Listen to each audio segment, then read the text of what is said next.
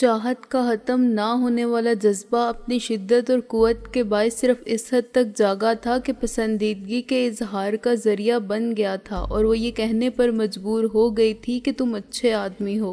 अगर मैं उससे पूछता कि वो मुझे अच्छा आदमी क्यों समझती है तो वो ज़्यादा कंफ्यूज होती, क्योंकि वो खुद भी नहीं जानती थी कि ऐसा क्यों है। चुनाचे मैंने उससे फिर आने का वादा किया और लौट आया। उससे मुख्तसर सी मुलाकात ने मुझे बहुत सुकून और करार दिया था, उम्मीद और यकीन दिया था और हौसला दिया था। मैं अब ज़रा भी मायूस नहीं था। कैसी रही मुलाकात? डॉक्टर लतीफ़ ने कहा। वो ड्राइंग रूम में मेरा मुंतज़िर था। बहुत जल्द वापस आ गए तुम। ज़्यादा देर ठहरने का कोई फ़ायदा नहीं था, मैंने कहा। क्यों, क्या उसने तुम्हें बिल्कुल नहीं पहचाना? डॉक्टर लतीफ़ ने कहा। मैं यकीन के साथ कुछ नहीं कह सकता, मैंने कहा और अपनी गुफ्तगू का हर लफ्ज़ उसके सामने दोहराया। ये हौसला अफजा हालात हैं, डॉक्टर लतीफ़ ने कहा। फिर तुम इतने मायूस क्यों हो? शायद इसलिए कि मैं ज़रूरत से ज़्यादा तवक्कुआत लेकर गया था, मैंने कहा। तुम्हारा ख्याल होगा कि तुम्हें देखते ही उसका ज़हनी रद्द-ए-अमल शदीद होगा और ये शौक़ उसे नॉर्मल कर देगा। डॉक्टर लतीफ़ मुस्कुराया। जी, मैं कुछ ऐसा ही सोच रहा था, मैंने खफ्त से कहा। किसी मोज़े की उम्मीद रखना मेरी बेवकूफ़ी थी। नहीं यंग मैन, इस उम्र में सभी उम्मीद परस्त होते हैं और फिर मोहब्बत करने वाले। वो हंसा। उनके यकीन की एक जज्बाती बुनियाद होती है, ये तो नहीं समझा जा सकता कि वो बेबुनियाद यकीन रखते हैं। हम सब अपनी कोशिश जारी रखेंगे। क्या मैं पूछ सकता हूँ कि कब तक? मैंने कहा। वैसे तो उम्मीद पर तमाम उम्र बसर हो जाती है। अब तक इल्म गैब पर कोई किताब मेडिकल साइंस के किसी कोर्स के लिए नहीं लिखी गई, वो बोला। कुछ बीमारियां ऐसी होती हैं कि एक अंदाजे के मुताबिक पेशेंटगोई की जा सकती है कि 2-4 दिन या 2-4 हफ्तों में सेहत हासिल हो जाएगी, लेकिन दिमाग का अमल बहुत पेचीदा है। इसके सब असरारो रमोज अभी तक सामने नहीं आए। इसकी शऊरी कैफियत को किसी हद तक ईईजी से समझा जा सकता है, मगर लाशऊर और तहतुल शऊर में क्या हो रहा है और क्यों हो रहा है ये हम कभी न जान सकेंगे। तशखीस के लिए हम कितने भी पेचीदा आलात और मशीनें बना लें, एक्स-रे, ईसीजी और पैथोलॉजी, रेडियोग्राफी, अल्ट्रासोनिक और एकोग्राफी, ये सब टेस्ट मादी वजूद रखने वाले जिस्मानी निज़ाम के लिए हैं। जहन का अमल कोई मादी वजूद नहीं रखता। चुनाचे मैं नहीं बता सकता कि हमारी कोशिश 2 हफ्तों में बारावर होगी, 2 माह में या 2 साल, और बारावर होगी भी या नहीं। ये आप क्या कह रहे हैं? यकलख्त मेरी उम्मीदों का टमटमाता चिराग गुल होने लगा। क्या ये कैफियत दायमी भी हो सकती है? सब कुछ हो सकता है यंग मैन। खुद को बदतरीन खबर के लिए हमेशा तैयार रखो, वो बोला। फिर तुम्हें हर खबर एक खुशखबरी लगेगी। मत सोचो कि सिर्फ वही होगा जो तुम चाहते हो, लेकिन वैसा ही हो जाए तो यू आर लकी। मैं भी समझता हूँ कि वो ठीक हो जाएगी, मगर डॉक्टरों के अंदाजे भी गलत हो जाते हैं। राबिया बीमार है और किसी भी मर्ज में ये हो सकता है कि नई अलामात नमूदार हो जाएं। अगर तुम्हारा दुआ पर एतकाद है तो तुम्हारे पास एक बहुत बड़ा सहारा है। उसके लिए दुआ करो कि दवा कारगर हो। हम कोशिश करते रहेंगे, बाकी सब खुदा के हाथ में है। दवा या दुआ दोनों का राबिया के लिए फ़ायदेमंद होना या ना होना। आप ठीक कहते हैं डॉक्टर साहब, मैंने खला में देखते हुए कहा। क्या मैं उसे हर रोज़ देखने के लिए आ सकता हूँ? बिल्कुल, किसी भी वक्त जब तुम चाहो, वो बोला। तुम भी डॉक्टर से कम तो नहीं हो। मेरा ख्याल है कि कल या जब आप इसे इजाज़त दें, मैंने कहा, तो उसे अपने साथ कुछ ऐसी जगहों पर ले जाऊं जहां उसके जहन को बहुत कुछ याद आ सकता है। उसकी जज्बाती वाबस्तगी बहुत शदीद रही है, बहुत तवील रही है उन मुकामात से। मेरी वापसी तक रात हो चुकी थी। राबिया से मिलकर मेरे दिल को करार भी मिला था और मेरी बेकरारी भी बढ़ गई थी। मैं घर पहुंचा तो तबीयत उदास थी और मेरी नज़रों में राबिया की तस्वीर फिर रही थी। खामोश, जज्बात से आरी चेहरा लिए, बेहिसी और जमूद का शिकार नजर आने वाली पत्थर की मुंजमिद औरत, जिसमें किसी संग तराश के फनकार हाथों की सुनाई ने हुस्न को मुजस्सिम कर दिया हो। कुछ सोई सोई, कुछ जागी हुई, माजी और मुस्तकबिल के दरमियान बेयकीनी के सहरा में सरे गर्दां, खुद अपना सुराग पाने की जुस्तजू में हैरान। कानों में उसकी आवाज़ गूंजती थी, तुम फिर आओगे ना, तुम अच्छे आदमी हो। اس کے اتنے ہی الفاظ دل ناصبور کے لیے مصدع امید بن گئے تھے۔ امید کہتی تھی کہ آج اس نے دل کے کسی نامعلوم جذبے کی صدا سنی تھی۔ ایک دن اس کا دل اس کی زبان بن کر پکارے گی کہ تم میرے ہو، تم میرے سکندر ہو جو کبھی کسی کے نہ تھے اور نہ ہو سکو گے، جیسے رابعہ تمہاری تھی اور ہے اور رہے گی، مگر وہ دن کب آئے گا؟ محسن اور نیک محمد کے درمیان کسی فضول سی بات پر ٹھنی ہوئی تھی اور شہلا ان کی زبانی جنگ سے پوری طرح لطف اندوز ہو رہی تھی۔ تنازع شہلا کی بات پر شروع ہوا تھا۔ اس نے نیک محمد سے کہا تھا کہ آخر وہ اپنا گھر بسانے کی کیوں نہیں سوچتا۔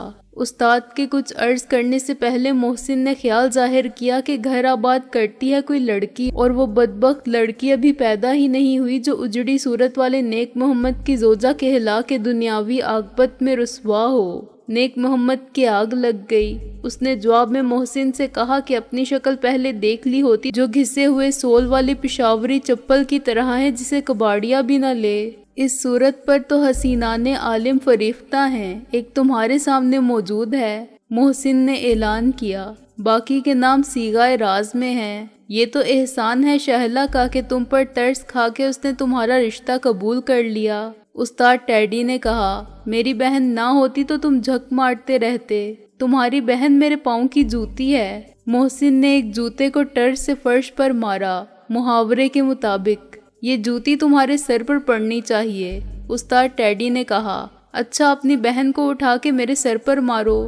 محسن نے کہا، لا حول ولا قوت۔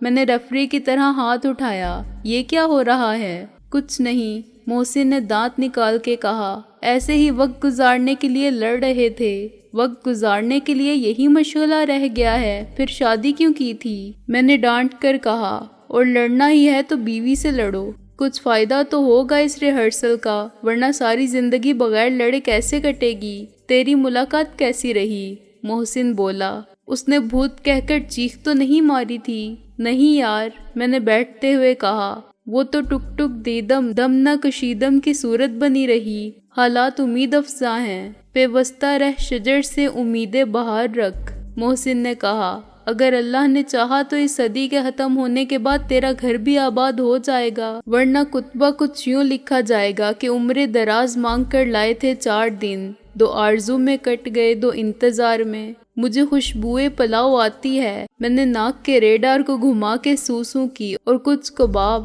آج ہماری طرف سے آپ سب کی دعوت ولیمہ ہے، محسن نے اعلان کیا۔ کچھ فقیروں مسکینوں کو بھی دینا چاہیے ایسے مواقع پر۔ سب میں پکا رہی ہوں سکندر بھائی، شہلا نے شرماتے ہوئے اعلان کیا۔ یہ بھی سمجھا دو کہ پہلا تجربہ ہے، سب اپنی ذمہ داری پر کھائیں گے۔ محسن نے کہا، نہ کھانے کا کوئی سوال نہیں، کھانے کے بعد تعریف ضروری ہے۔ چونکہ ابھی کھانے میں دیر تھی اس لیے میں نے محسن کو دوسرے کمرے میں بلا لیا۔ سادھو رام کی حالت پہلے سے بہت بہتر تھی۔ میری غیر حاضری میں اسے کچھ کھانے پینے کا موقع بھی ملا تھا اور آرام کرنے کا بھی، تاہم وہ بندھا ہوا تھا اور اس کے حلق میں کپڑا بھی تھا۔ میں نے یہ کپڑا نکال دیا۔ سادھو رام، کیا تم زندہ رہنا چاہتے ہو؟ میں نے اس کے قریب بیٹھ کر کہا۔ سادھو رام نے میری بات کا کوئی جواب نہیں دیا۔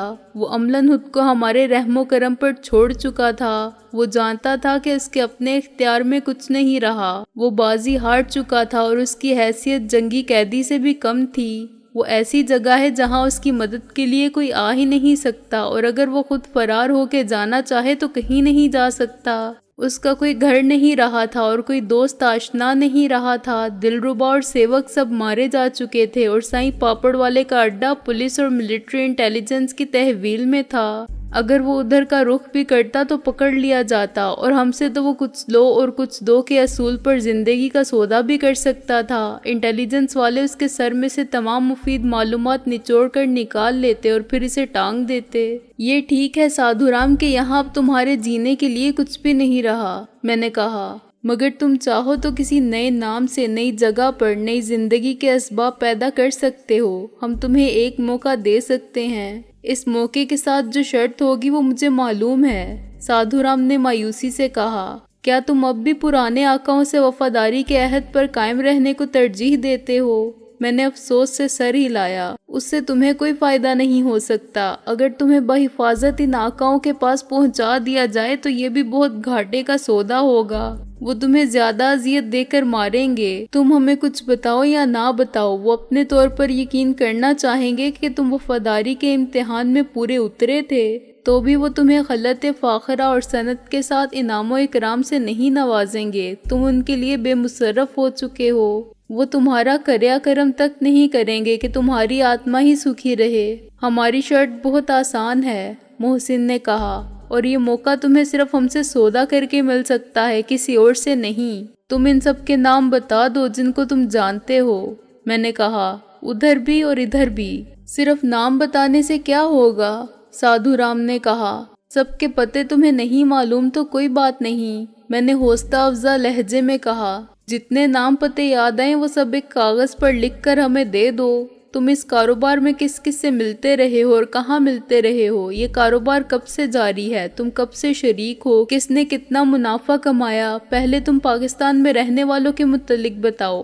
میں سب کو نہیں جانتا، سادھو رام بولا۔ یہ بندوبست ہی ایسا تھا کہ کوئی بھی سب کو نہیں جان سکتا۔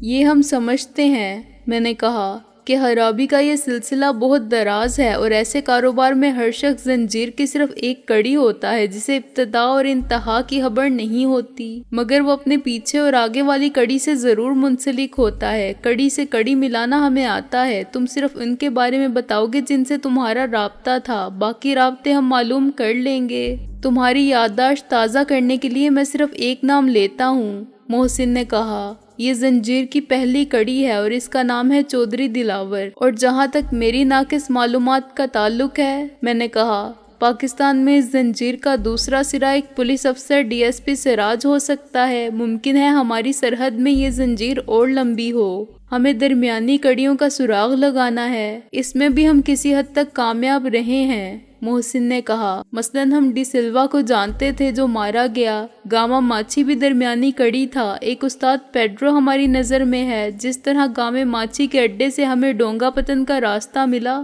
وہاں سے سائیں پاپڑ والے کا اور کرما والی کا پتہ چلا۔ دلربا اور کرنل جگن ناتھ کے نام معلوم ہوئے۔ تم سے ملاقات ہوئی۔ یہ سب ایک نام جاننے سے ہوا، گامے ماچی کے نام سے۔ اب تمہاری مدد سے ہمیں ایک بھی نیا نام معلوم ہو جائے تو اس سے مزید نام پوچھے جا سکتے ہیں، اور میرا خیال ہے کہ تم سے ایک نہیں زیادہ نئے نام معلوم ہو سکتے ہیں۔ میں نے کہا، یہ سب تمہیں بتا کہ ہم کوئی خطرہ مول نہیں لے رہے ہیں۔ ہمیں یقین ہے کہ تم اب کسی کو خبردار نہیں کر سکتے، کسی کو نہیں بتا سکتے کہ ہم کتنا جانتے ہیں۔ تمہارے لیے یہاں سے ہماری اجازت کے بغیر زندہ بچ نکلنے کی کوئی صورت ہی نہیں رہی۔ تم خود سوچ لو کہ ہم کس درجہ خطرناک لوگ ہیں اور ہمارے عزائم کیا ہیں۔ ہماری مدد کر کے تم جان بخشی کا وعدہ لے سکتے ہو، مگر یہ یاد رہے کہ مدد میں دھوکے کی 1% بھی گنجائش نہیں ہوگی۔ ہم تصدیق کریں گے اور کوئی اطلاع غلط ثابت ہوئی تو یہ معاہدہ ختم ہو جائے گا۔ دوسری بات یہ کہ تم جتنا جانتے ہو سب بتاؤ گے، 1% بھی چھپاؤ گے تو پچھتاؤ گے، محسن بولا۔ ہم تمہیں کل تک سوچنے کا موقع دیتے ہیں، میں نے کہا۔ تمہاری جگہ میں ہوتا تو تعاون کر کے جان بچاتا۔ پرانے دوست اب بالکل کام نہیں آ سکتے، وہ تمہارے بدترین دشمن ہیں۔ ہمارا ساتھ دے کر دیکھو، شاید تمہیں پناہ اور عافیت مل جائے۔ ہم باری باری بولتے رہے تھے اور ہم نے سادھو رام کو بالکل نہیں بولنے دیا تھا۔ ہمارا مقصد اس کے دماغ میں یہ ڈالنا تھا کہ اس پر زندگی کے سب دروازے بند نہیں ہوئے۔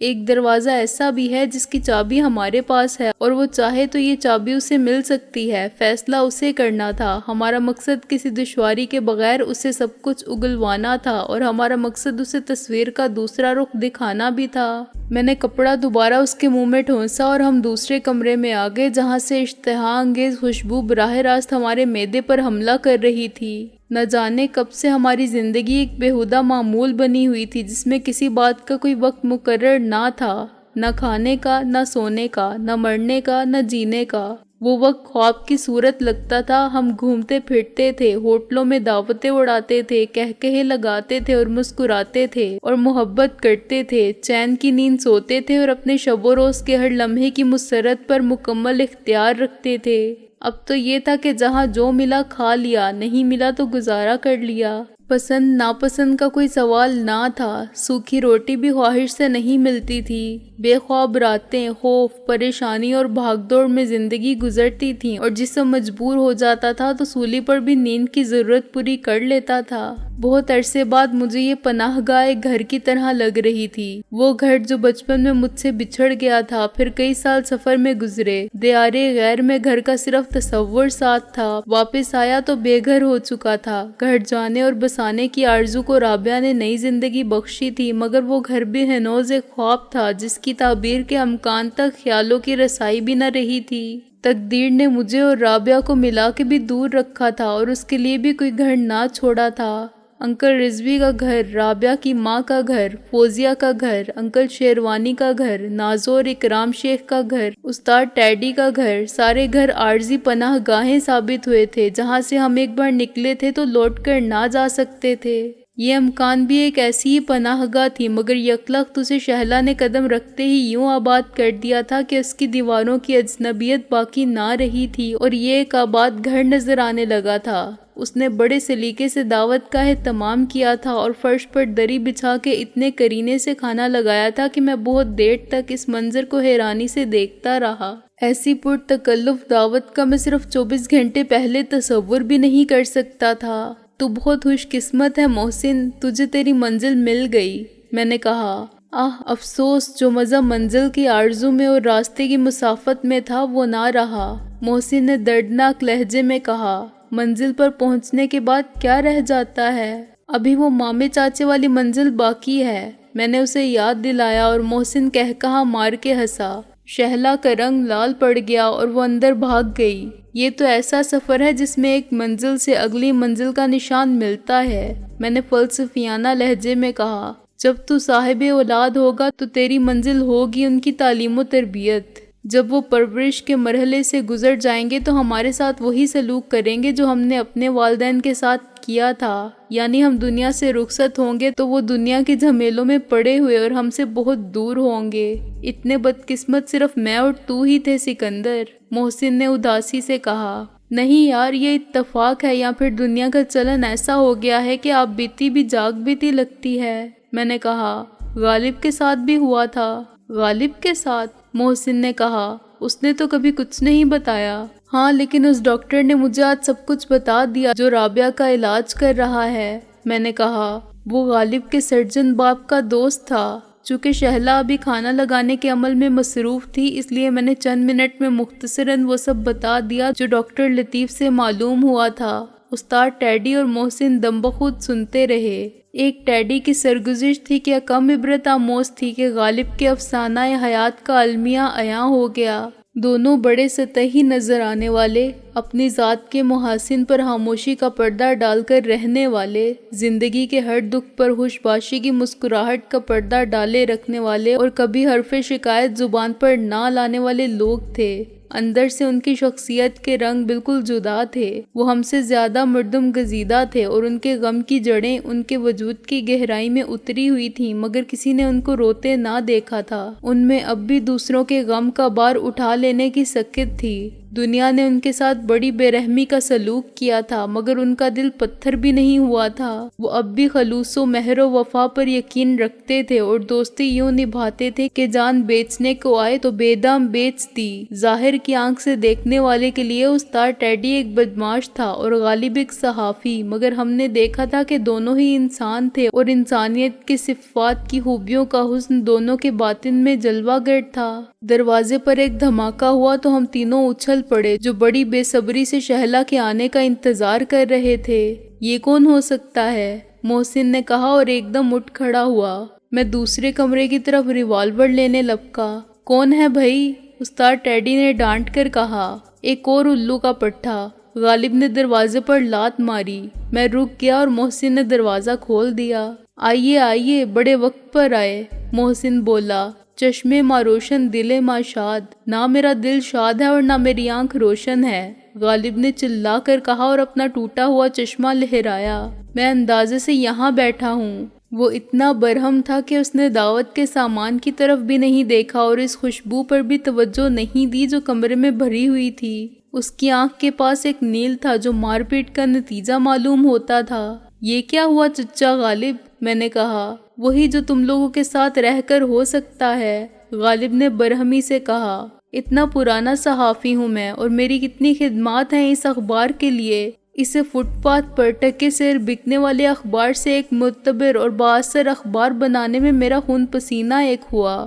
آج وہ ایڈیٹر کی اولاد چند دن کی غیر حاضری پر مجھے برطرف کرنے کی دھمکی دیتا ہے، مجھ سے پوچھتا ہے کہاں مر گئے تھے۔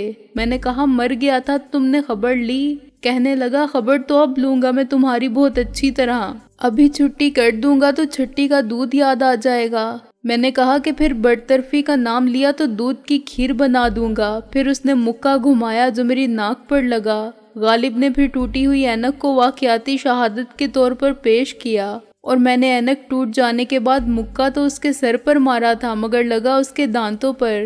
میں ادھر آ گیا، وہ دندان ساز کے پاس چلا گیا۔ ہنستے ہنستے ہم سب کی آنکھوں سے پانی بہنے لگا۔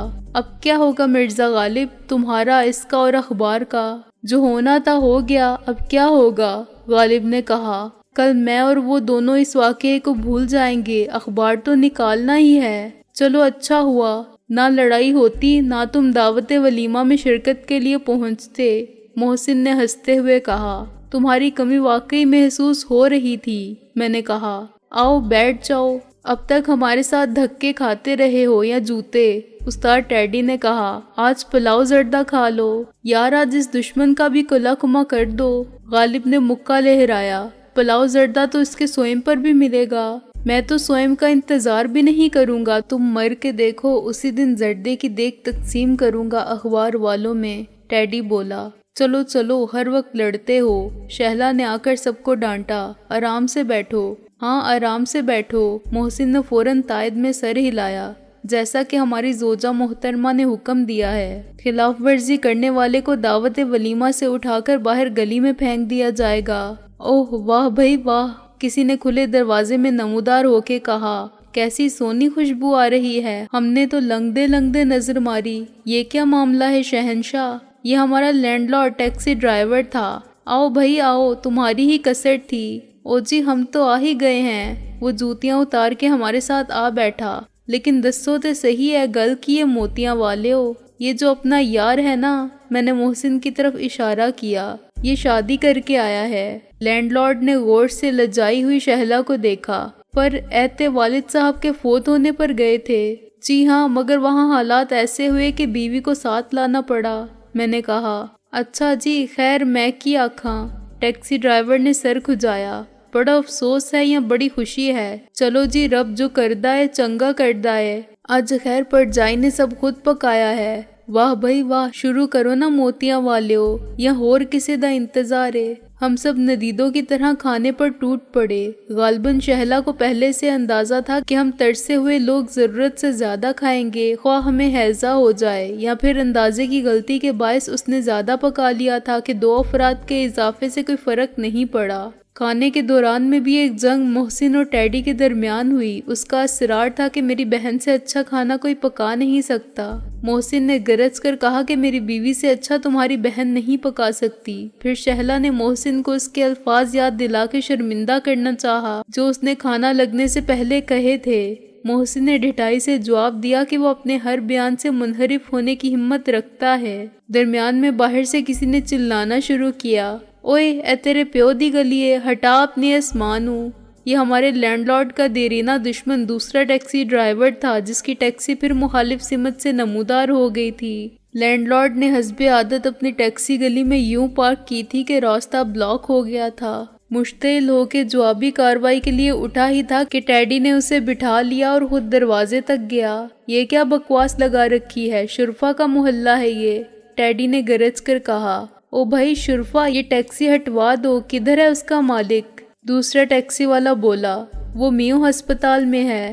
ٹیڈی نے کہا گاڑی کو اٹھا کے لے جا سکتے ہو تو لے جاؤ۔ میو ہسپتال میں؟ دوسرا ٹیکسی ڈرائیور ایک دم فلیٹ ہو گیا۔ کیا ہوا ہے جی اسے، کون سے وارڈ میں ہے؟ دل کے وارڈ میں ہے۔ ٹیڈی نے کہا اس کی گاڑی کو دل کا دورہ پڑا تھا۔ اوہ رب خیر کرے۔ دوسرے ڈرائیور نے بدحواسی میں گاڑی کو ریورس کیا اور ٹیڈی کی بات پر غور نہ کر سکا۔ ہمارے لینڈ لارڈ نے گلا پھاڑ کے ہنسنا شروع کیا۔ اوہ واہ جی واہ، کس طرح دوڑ گیا ہے پاگل دا پتر، گڈی نو دل دا دورہ۔ اس نے پھر کھانے پر حملہ کیا۔ میں نے خدا کا شکر ادا کیا کہ اس ہنگامے میں سادھو رام کی موجودگی نے کوئی مسئلہ پیدا نہیں کیا۔ وہ دوسرے کمرے میں چپ چاپ بندہ پڑا رہا۔ بن بلایا مہمان یعنی ہمارا لینڈ لارڈ جانے لگا تو اس نے شہلا کے سر پر ہاتھ پھیر کر باقاعدہ دعا دی اور سر سے ٹوپی اتاری۔ اس میں نوٹ بھرے ہوئے تھے۔ اس نے گن کر 51 روپے نکالے اور شہلا کو پکڑا دیے۔ لے لے پتر، او بھائی شادی کوئی بار بار ہوندی ہے، سانو بھی ایک بار ہی ملے سن، وہ بولا۔ پھر اس نے باقی نوٹوں کے ساتھ ٹوپی کو احتیاط سے سر پر جمایا اور باہر نکل گیا۔ اس کی ایک معمولی سی جذباتی حرکت نے ہم سب کو خاموش کر دیا تھا۔ 51 روپے نہیں، اس کا جذبہ انمول تھا، اس کی وفاداری انمول تھی اور خلوص کی سادگی انمول تھی۔ وہ باہر جا کے پھر اندر آیا۔ او میاں جی، اس نے مجھے مخاطب کیا، تو کدھر لے گیا تھا میری گاڑی کو؟ بیڑا غرق کر کے لایا؟ مگر یہ حساب پھر کدی، آج تے خوشی دا موقع ہے۔ وہ پھر پلٹا اور اپنی گاڑی کو سیدھا لے گیا۔ مجھے یہ سوچ کر پھر ہنسی آئی کہ اگر وہ دوسرا ٹیکسی ڈرائیور میو ہسپتال پہنچا اور دل کے وارڈ میں ہمارے لینڈ لارڈ کو تلاش کرتا پھرا تو مایوس ہو کے لوٹے گا اور سمجھ جائے گا کہ اسے بے وقوف بنایا گیا تھا۔ پیشہ ورانہ مخاصمت اپنی جگہ تھا، وہ بھی دل کا اچھا آدمی، مگر واپسی پر اس کے اور ہمارے لینڈ لارڈ کی جنگ دلچسپ ہوگی۔ اس رات کوئی سونے کے موڈ میں نہ تھا۔ 11 بجے شہلا نے کافی بنائی جو اتنی سرور آور تھی کہ آسودگی اور راحت کا احساس میرے رگوں پہ میں اترنے لگا۔ وقت بہت ناقابل اعتبار تھا۔ آج اس نے سب کو ملا دیا تھا اور سب کچھ دے دیا تھا۔ ایک رابعہ کی کمی کا احساس سب کو تھا، لیکن عمدن کسی نے اس کا نام نہیں لیا تھا۔ وہ ہماری طرح خوش ہو سکتی تو ہم اسے بھی لے آتے، مگر اب دل کی تسلی کے لیے یہ خیال غنیمت تھا کہ وہ محفوظ ہے۔ جدا ہیں اگر آج ہم تو کل بہم ہوں گے۔ یہ چند روزہ جدائی تو کوئی بات نہیں۔ یہ کس نے کہا تھا؟ یہ مجھے فوزیہ نے لکھا تھا۔ وقت کی راہیں بدل گئی تھیں اور منزلیں بدل گئی تھیں۔ وقت ہر گھڑی ہر لمحہ آدمی پر حاوی ہے۔ وقت آدمی کی تقدیر ہے، ناقابل فہم غیر یقینی خیال کی گرفت میں نہ آنے والا۔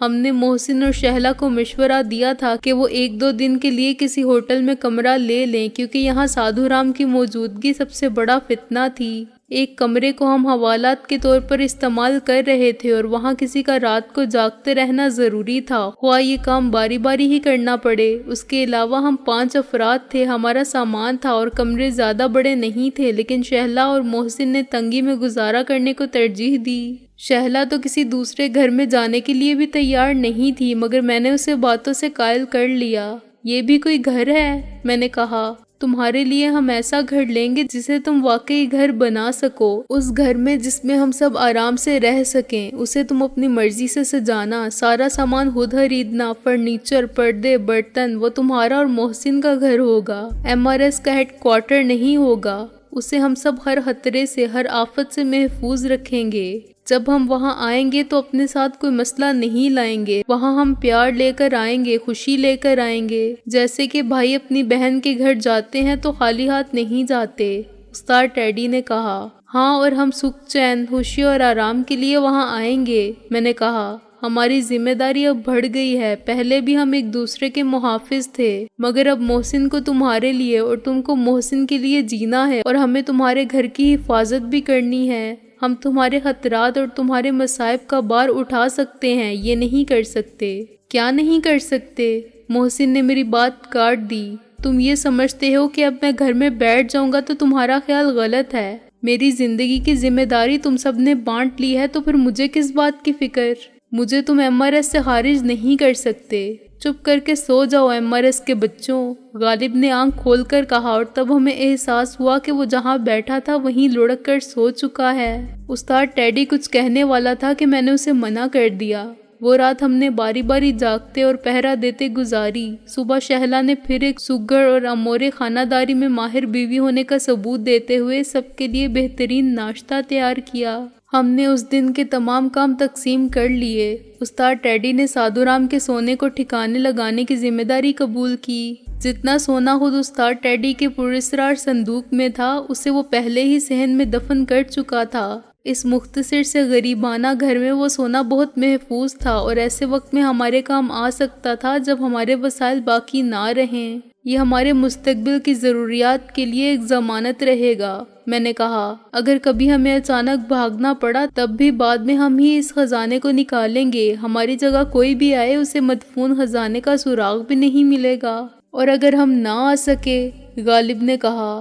کب تک نہیں آئیں گے؟ میں نے کہا۔ اور اگر ایک نہ آیا تو دوسرا آئے گا، تیسرا آئے گا۔ یہ خطرہ تو بہرحال رہے گا کہ اس پکے صحن میں کوئی بھی نئی عمارت کے لیے بنیادیں کھودے تو سونا نکال لے۔ بنیادوں کی حد تک کوئی خطرہ نہیں، ٹیڈی نے کہا۔ میں نے اسے 4 فٹ کی گہرائی میں دفن کیا ہے۔ کسی نے ہینڈ پمپ لگوایا یا کنواں کھدوایا تو؟ اچھا تم بیٹھ جاؤ یہاں ڈنڈا لے کر، ٹیڈی نے بھننا کر کہا۔ جو بنیادیں کھودے گا یا کنواں کھودے گا وہ پہلے تمہاری قبر کھودے گا۔ تمہارا خزانہ ہے، تم بیٹھ جاؤ اس پر ناک بن کر۔ اب تک بیٹھے ہی تھے، غالب نے آگ بگولا ہو کے کہا۔ میں نے ان کی لڑائی فوراً بند کروا دی۔ جو ہمارے مقدر میں ہوگا وہی ہوگا۔ ابھی تو نیک محمد تم جاؤ، یہ سونے کے زیورات کسی کو دے آؤ، ان سے بھی 55-60 ہزار ضرور ملیں گے۔ پھر آج رات کو اسی صحن میں دوسری جگہ انڈین کرنسی کو گاڑ دو، اس کی بھی جب ضرورت پڑے گی تبھی کام آئے گی۔ ہو سکتا ہے ہمیں زنجیر کے دوسرے کنارے تک پہنچنے کے لیے ہندوستان سے گزرنا پڑے اور مشرقی پاکستان تک جانا پڑے،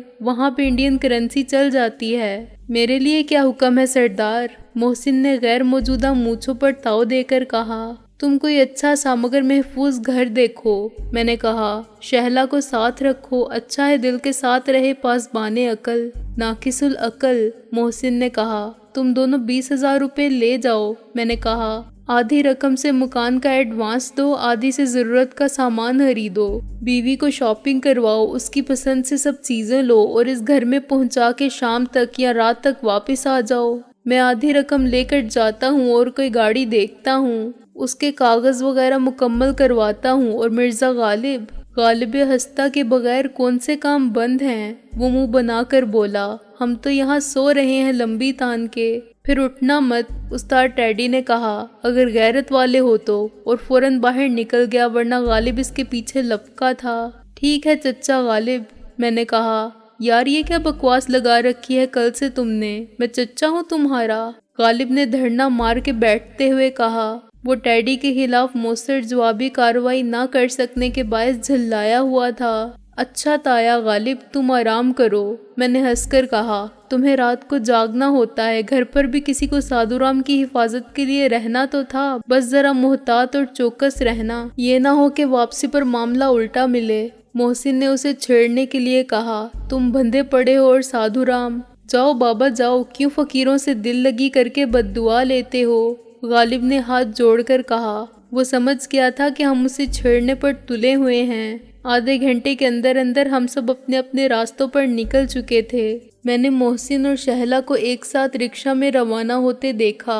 انہوں نے پلٹ کر ہاتھ ہلایا اور میں ان کے مسرت سے دمکتے چہروں کو دیکھتا رہا۔ شہلا کے رنگ و روپ میں صبح بہار کی تازگی اتر آئی تھی اور وہ ایک دوسرے کو پا لینے کی خوشی کے احساس سے سرشار تھے۔ ان کی خوشی کو قائم دائم رکھنا خدا، یہ میں نے چلتے چلتے دعا کی۔ اگر ضرورت ہو تو میرے مقدر کی خوشیاں بھی ان کے دامن میں ڈال دینا، میں تو ابھی اس خوشی سے بہت دور ہوں اور اپنی محرومی کے دکھ سے سمجھوتا کر کے بھی جی سکتا ہوں۔ گاڑی خریدتے ہوئے مجھے اچانک رابعہ کا خیال آیا۔ میں اس سے پہلے 3 شو روم دیکھ چکا تھا، چوتھے شو روم میں مجھے سرخ رنگ کی ایک فاکس ویگن نظر آئی۔ ایک لمحے کے لیے میری نظر کو میرے تصور نے فریب دیا اور مجھے یوں لگا جیسے یہ وہی گاڑی ہے جس میں رابعہ پہلی بار میرے پاس آئی تھی، نیلے آسمان کے رنگ کی ساڑی باندھے جس پر زرد پھول ستاروں کی طرح جگمگا رہے تھے اور جس میں اس کا چہرہ مہتاب کی طرح روشن نظر آتا تھا۔ اسی گاڑی میں ایک رات میں اور رابعہ شہر کی رات کی تنہائیوں میں سرگرداں رہے۔ وہ رات بھی ماضی کا قصہ بن گئی تھی اور یادوں میں زندہ تھی، لیکن وہ گاڑی دوسرا جنم پا کے میرے سامنے آ گئی تھی۔ رابعہ کو یہ گاڑی یاد تھی، اس کو دیکھ کر اسے اور بہت کچھ یاد آ سکتا تھا۔ اگر میں اس کے لیے ایک ویسی ہی ساڑی خرید کر لے جاؤں اور اسے کہوں کہ میرے ساتھ چلے، شاید آج کی رات پھر میں گزرے ہوئے وقت کی یادوں کو رابعہ کے روبرو کر سکوں۔ آپ کو فاکس ویگن پسند ہے تو اس سے اچھی حالت میں نہیں ملے گی، ڈیلر نے میری محویت کو دیکھ کر کہا۔ جی ہاں، اس کی قیمت بتائیے۔ سودے بازی نہیں ہوگی، بس ایک اور بالکل آخری بات کیجیے گا، میں نے کہا۔ دیکھیے جناب، یہ خاتون وکیل کی گاڑی ہے، ڈیلر بولا۔ کس خاتون وکیل کی؟ میرا دل ایک دم دھڑکا۔ لاہور میں کئی عورتیں وکالت کر رہی ہیں۔ میں نے خود کو سمجھایا۔ مس رابعہ قاری ایڈوکیٹ، ڈیلر نے کہا۔ ان کو 16,000 کی آفر مل چکی ہے، 17 میں آپ لے جائیے۔ یکلخت مجھے یوں لگا جیسے میں خطرے کے حصار میں داخل ہو گیا ہوں۔ وہ ڈیلر بھی یقیناً ایک شکاری تھا یا کسی شکاری کا ایجنٹ تھا۔ یہ کوئی دھوکے کا جال تھا، ورنہ ایسے کیسے ہو سکتا تھا کہ جو گاڑی بم کے دھماکے سے پرزہ ہو گئی وہ اپنی اصل صورت میں پھر نمودار ہو جائے اور اس کے حقوق ملکیت، رجسٹریشن نمبر وغیرہ سب وہی رہیں۔ میں نے اپنی بے نیازی کا پراعتماد انداز برقرار رکھا اور گاڑی کو ہر طرف سے گھوم پھر کر دیکھنے کے بہانے چاروں طرف ایک نگاہ ڈالی کہ خدا نخواستہ میرے آس پاس دشمن چہرے نظر آئیں تو میں جنگ کے لیے تیار ہو جاؤں۔ اس کے کتنے آنر تھے پہلے؟ میں نے اپنی جانب کا دروازہ کھول کر اندر جھانکا۔ اندر سیٹ کور تک وہی تھے۔ یہ فرسٹ آنر کار ہے صاحب، ڈیلر بولا۔ مالک کیوں بیچ رہی ہیں؟ میں نے کہا۔ انہوں نے جاپانی کار لے لی ہے، ٹویوٹا کورونا مارک 1، ڈیلر بولا۔ آئی سی، آپ ان سے واقف معلوم ہوتے ہیں۔ میں نے کہا۔ کہاں مل سکتی ہیں وہ؟ ان سے مل کر آپ کو کیا لینا ہے؟ ڈیلر بولا۔ گاڑی پسند کیجیے اور لے جائیے۔ میں مسکرایا۔ آپ تو کمیشن ایجنٹ ہیں، جس کی گاڑی ہے ان سے ٹرانسفر لیٹر تو لینا ہی ہوگا۔ وہ ہمارے پاس ہے، اوپن لیٹر، وہ بولا۔ ہم ان کو رقم ادا کر کے تمام کاغذات لے چکے ہیں، آپ کو ٹرانسفر کروا دیں گے، اپنی ذمہ داری پر جناب۔ میں کروا لوں گا، میں نے کہا اور اپنی نظر ہر طرف رکھی۔ شو روم کے آس پاس کوئی بھی نہیں تھا۔ آپ مجھے کاغذات دکھا دیں۔ ڈیلر اندر گیا اور کاغذات اٹھا لایا۔ یہ اوریجنل کاغذات تھے، اسی گاڑی کے کاغذات جو رابعہ کے پاس تھی۔ مجھے شامت اعمال یہاں لے آئی تھی۔ میں سب سمجھ رہا تھا مگر مجبور تھا۔ میں اس گاڑی کو چھوڑ نہیں سکتا تھا۔ آپ اس کا انجن نمبر اور چیسس نمبر چیک کر لیں، ڈیلر نے کہا۔ میں نے اناڑی پن کا مظاہرہ کیا اور انجن نمبر تلاش کرنے کے بہانے اس کے پرزوں کو پہچاننے کی کوشش کرتا رہا۔ رابعہ کی گاڑی کے اپر کلینر پر درمیان میں ایک ڈینٹ تھا۔ اس میں نیا کاربوریٹر ڈالا گیا تھا۔ اس کے کوائل پر سفید سپرے پینٹ تھا۔ جو انجن میرے سامنے تھا اس میں یہ پہچان کی نشانیاں نہیں تھیں، لیکن انجن پر نمبر وہی تھا۔ آخری چیز چیسس نمبر تھا۔ چیسس کا نمبر فاکس ویگن میں پیچھے والی سیٹ کے نیچے ہوتا ہے صاحب، ڈیلر نے کہا۔